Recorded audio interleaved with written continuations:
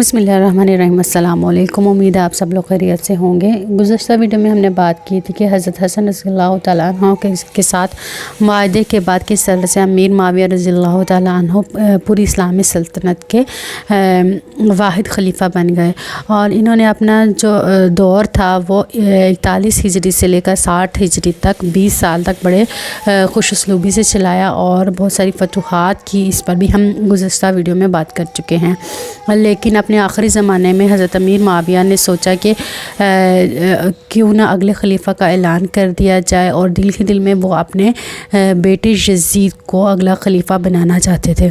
और इसकी बाबत उन्होंने अपने मशीर ख़ास मुग़ीरा बिन शैबा जो कि हाकिम कुफ़ा थे उनके साथ मशवरा किया, और दोनों बुज़ुर्गों ने आपस में मशवरे के बाद एक मुकम्मल प्लानिंग की और ये तय किया कि अगर कूफ़ा, बसरा और हज्जाज के लोग यज़ीद को अपना खलीफा मान लेंगे तो दीगर जो इलाके हैं उनके अफराद को ऐसा करने में कोई दिक्कत पेश नहीं आएगी।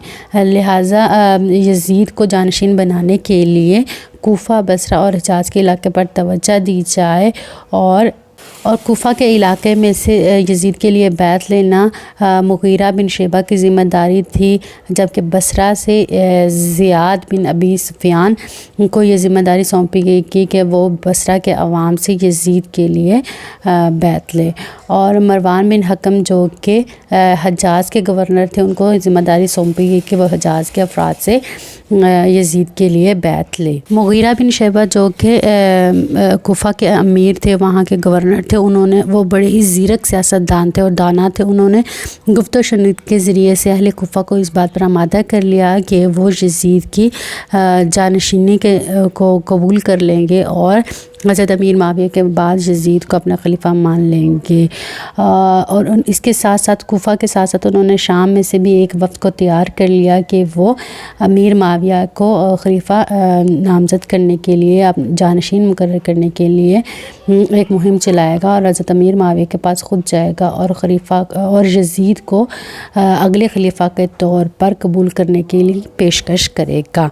तो इस तरह से मुग़ीरा बिन शैबा ने अपना जो मिशन था वो बड़ी खुशलूबी के साथ मुकम्मल कर लिया। दूसरी तरफ ज़ियाद बिन अबी सुफ़ियान जो कि बहुत सख्तगीर इंसान था, उसने भी सख्ती करने के बजाय लोगों के साथ मशवरा किया और कुछ नसीहत की यज़ीद को, ताकि उसकी शख्सियत को ऐसा बनाया जा सके कि लोग उसको कबूल कर सकें। तो उसने भी अपने इलाके बसरा से लोगों को आमादा कर लिया कि वो यज़ीद की बैत कर लेंगे हज़रत अमीर मुआविया के बाद। लिहाजा कूफ़ा और बसरा से लोगों को तैयार कर लिया गया कि वो अमीर मुआविया के बाद यज़ीद बिन मुआविया को अपना खलीफा मान लेंगे। अगर कहीं से कोई मुखालफत भी थी तो वो इनफरादी तौर पर थी और उसको कोई अहमियत नहीं दी गई। इज्तिमाई तौर पर कूफ़ा और बसरा के लोगों को यज़ीद की जानशीनी के लिए तैयार कर लिया गया। और जहाँ तक ताल्लुक़ है हज्जाज का, तो वहाँ पर जय्यद सहाबा कराम, जय्यद बुज़ुर्ग मौजूद थे, जिनमें से हज़रत हुसैन रज़ियल्लाहु तआला अन्हु, हज़रत अब्दुल्ला बिन उमर, हज़रत अब्दुल्ला बिन ज़ुबैर, हज़रत अब्दुल्ला बिन अब्बास और अब्दुर्रहमान बिन अबू बकर शामिल थे। मरवान बिन हकम जो कि हज्जाज का गवर्नर था, उसने इन सहाबा कराम को बुलवाया और एक मशावरत की कि क्यों ना अमीर मुआविया अपने अगले खलीफा के लिए किसी शख्स को नामज़द कर दे ताकि उम्मत में कोई फितना फसाद पैदा ना हो सके। इस गुफ्तगू में जानशीन का ज़िक्र तो किया गया था, लेकिन यज़ीद का नाम नहीं लिया गया था कि अमीर मुआविया यज़ीद को अपना जानशीन मुकर्रर करेंगे। लिहाजा तमाम जो सहाबा कराम थे उन्होंने इस मशवरे को बहुत खुशाइन समझा और उन्होंने इस चीज़ को वेलकम किया कि अमीर मुआविया किसी न किसी शख्स को अगले खलीफा के तौर पर नामज़द कर दे।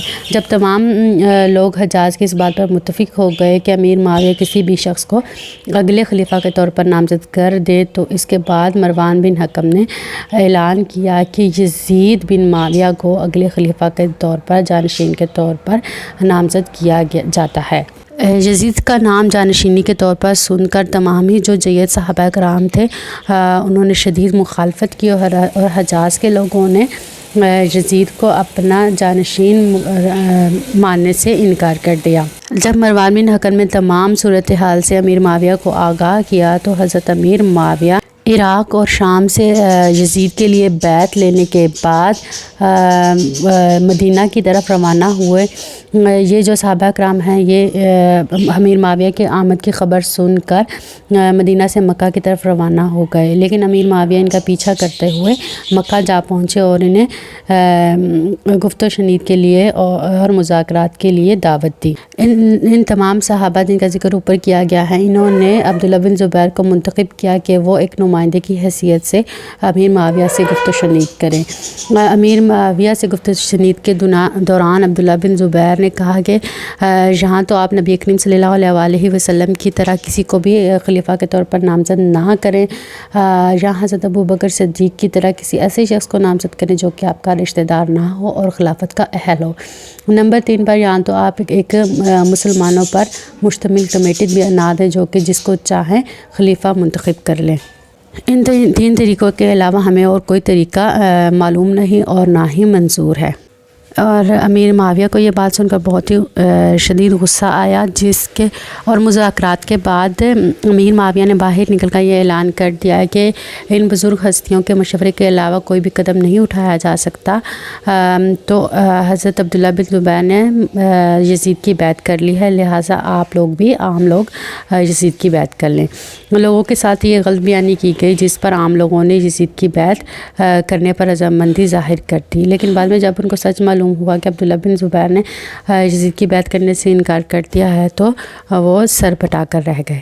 اس واقعے کے بعد 60 ہجری میں امیر معاویہ جو کہ بیمار ہو چکے تھے، انہوں نے اپنے بیٹے یزید کو کچھ نصیحتیں کی، جس میں انہوں نے کہا کہ میں نے تمام راستے تمہارے لیے صاف کر دیے ہیں، صرف 4 آدمی جو تمہارے لیے مشکلات کھڑی کریں گے، جو کہ ہیں حسین بن علی، عبداللہ بن عمر، عبد الرحمن بن ابو بکر اور عبداللہ بن زبیر۔ ان میں سے بھی عبداللہ بن عمر سے کوئی خطرہ نہیں ہے، جبکہ عبد الرحمن بن ابو بکر اتنے حوصلہ مند نہیں ہیں بلکہ اپنے رفیقوں کی پیروی ہی کریں گے۔ حسین بن علی کے ساتھ ذرا نرمی برتنا، لیکن ان کی طرف سے کسی نہ کسی طور پر خطرہ ضرور موجود ہے، لیکن سب سے زیادہ جو خطرناک دشمن ہے وہ عبداللہ بن زبیر ہے، اور ان پر قابو پا لینا تو انہیں چھوڑنا مت۔ اس کے علاوہ کچھ نصیحتیں کرنے کے بعد امیر معاویہ 60 ہجری کو وفات پا گئے اور ان کو دمشق میں سپرد خاک کیا گیا۔ اس وقت ان کی عمر 78 برس تھی اور ان کی مدت خلافت 19 سال 6 مہینے تھی۔ اگلی ویڈیو میں ہم بات کریں گے کہ امیر معاویہ کے جانشین یزید بن معاویہ جب خلیفہ بنے تو کس طرح سے انہوں نے باقی ماندہ لوگوں سے بیعت حاصل کی اور واقعہ کربلا کا آغاز کس طرح سے ہوا۔ امید ہے آپ کو آج کی ویڈیو پسند آئے گی، اس کو لائک اور شیئر ضرور کیجیے گا۔ اگلی ویڈیو تک کے لیے اللہ حافظ۔